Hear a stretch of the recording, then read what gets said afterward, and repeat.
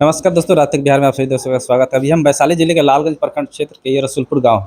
यहाँ से एक बेटी ने दरोगा का जो एग्जाम हुआ था उसमें मेरिट लिस्ट में अपना नाम दर्ज कराया है और इसी के बारे में हम जानकारी लेने पहुंचे कि यहाँ पे ये जो बेटी है वहाँ पे कैसे तैयारी की, गाँव में रहकर या शहर में रहकर कहाँ तक पढ़ाई की है और किस विद्यालय से पढ़ाई की है।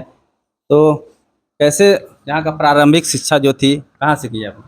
प्रारंभिक शिक्षा मैं यहीं से की हूँ। गांव में कुछ देर में मेरा प्रारंभिक प्राथमिक प्रशिक्षण हुआ 5 क्लास तक और यहीं भगवान शंकर से 10th 12th तक का पढ़ाई किए। ग्रेजुएशन एवीएस कॉलेज से हुआ और ग्रेजुएशन के बाद मैंने master degree RN college Hajipur से की हूँ। ये जो दरोगा का जो अभी मेरिट लिस्ट में नाम आया है उसमें कैसे आपने तैयारी की और क्या क्या परेशानियां आई इस तैयारी में, इसके बारे में? इसकी तैयारी मैंने पूरी तरह अपने सेल्फ स्टडी से की हूँ और घर पे ही की हूँ। इसकी पढ़ाई के लिए मैं कहीं भी बाहर कोचिंग करने नहीं गई हूँ।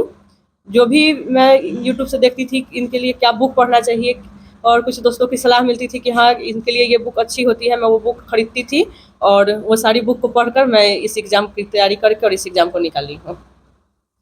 इस जो सफलता का श्रेय किसको देना चाहेंगे?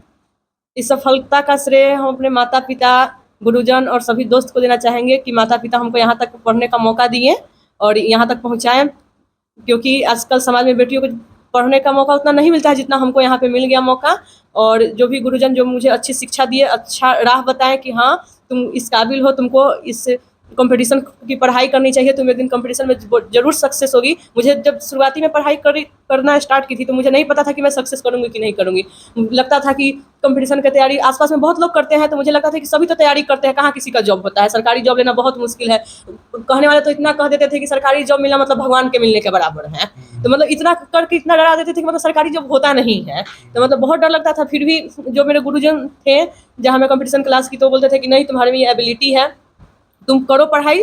तुम मतलब तुम्हारा स्कोर, मैं जब क्लास में टेस्ट देती थी तो मुझे अच्छा नंबर आता था तो उससे भी मुझे लगता था कि हाँ मैं शायद कुछ कर पाऊँ। और जितना भी गुरु थे तो वो कहते थे कि हाँ तुम पढ़ाई करो, तुम एक दिन जरूर सक्सेस करेगी। उन सबका सपोर्ट रहा, दोस्तों का सपोर्ट रहा कि हाँ तुम सबसे अच्छी है पढ़ाई करने में, तुम करो, तुम्हारा होगा। बस यही मोटिवेशन रहा कि मुझे भी लगता था कि मैं कर सकती हूँ। बस यही सब करके मैं अपना पढ़ाई को जारी रखी, कभी रुकने नहीं दी, बस पढ़ाई करती रही। जैसे एग्ज़ाम आया मैं एग्ज़ाम दी और रिजल्ट हुआ। एक और बात है कि जो अभी नए जो स्टूडेंट या जो तैयारी कर रहे हैं दरोगा के लिए उसके लिए क्या कहना चाहेंगे आप?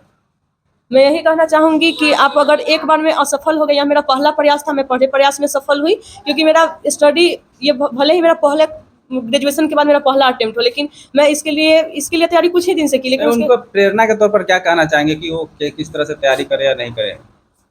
कहना चाहेंगे कि आप तैयारी करें, जो भी अच्छे बुक हैं जो आपको जो जिनका हो गया है सिलेक्शन, वो अगर बुक बताते हैं उन बुक को फॉलो करें और तैयारी करें। अगर आपको सफलता मिलती है फिर भी उससे रुके नहीं, आप बार बार प्रयास करें, आप एक दिन जरूर सफल होंगे। एक जाना जाता है कि जो प्रशासनिक व्यवस्था है, जो अभी दरोगा की बात है, जो पुलिस प्रशासन की रवैया है, उस तरह का जो समाज में लोगों में इस तरह का भर गया है कि लोग यहाँ प्रशासनिक जो दरोगा या पुलिस का जो नौकरी करने आते हैं वो सिर्फ पैसे कमाने के लिए आते हैं। तो अभी आप युवा हैं, इसमें आप ज्वाइनिंग कर रहे हैं, तो इस प्रशासनिक व्यवस्था की जो कमियां हैं उसको दूर करना है। जरूर करना है। मैं युवा हूँ और प्रशासनिक व्यवस्था में जो ये मतलब बात फैलाई जाती है तो मतलब हर आदमी इस तरीका का नहीं होता है कि गलत करने के लिए उस व्यवस्था को ज्वाइन करे। कुछ आदमी को लगता है कि हाँ अगर समाज में कोई दिक्कत होगा तो मैं उसको दूर करूंगी, क्योंकि मैं भी एक लड़की हूँ तो मैं समझ सकती हूँ कि अगर मेरे साथ दिक्कत होता है तो मुझे कैसा महसूस होता है। इसलिए मुझे जो भी ट्रेनिंग के दौरान सिखाया जाएगा मैं उसका पूरा पालन करूंगी और उसी अनुसार काम करूंगी। धन्यवाद। चलिए, ये माता जी है बैठे हुए और पिताजी, कैसा महसूस हो रहा है? बेटी दरोगा बनने जा रही है, काफी महसूस अच्छा हो रहा है। और क्या कहना चाहेंगे? और क्या कहें, बहुत निराश पहले रहती थी, पर नहीं, बहुत कम उम्र है, पढ़ो, बहुत आगे चल कर सफल तुम जरूर होगी। इसलिए इसको हम सहानुभूति देते हैं, ऐसे करी अपना वो रूल। आगे और भी सहयोग रहेगा दरोगा के बाद अगर और IPS की तैयारी करना चाहेंगे तो? हाँ, पूरा सहयोग रहेगा। चलिए, धन्यवाद। इधर पिताजी बैठे, इनसे भी पूछ लेते हैं क्या है इनके, क्या लग रहा है, आप कैसा महसूस हो रहा है? बहुत खुशी की माहौल लग रहा है, घर में बहुत खुशी की माहौल है। बिटिया जो है दरोगा फेस की है तो बहुत खुशी है और मैं आशीर्वाद देता हूँ को आगे चले और आगे की उन्नति करें, गांव के तरक्की लड़के करें। के लिए क्या कहना चाहेंगे? गाँव को यह कहेंगे कि हमेशा पढ़ाई पर ध्यान दें, इधर उधर ना भटके और लगन और मेहनत से अपने गार्जियन के हौसला को और आगे बढ़ाए और नहीं, कैसे किस गाइडेंस में आपने बच्चे को रखा कि आपकी बच्ची दरोगा बनने वाली है और लड़के आगे पढ़ रहे हैं? और बच्चे तो हमारे काफ़ी मैंने पढ़ाई में बिल्कुल इधर उधर नहीं भटकते थे वो मैंने सलाह देते होंगे ना बच्चों को कि इस तरह से पढ़ो, ऐसे पढ़ो।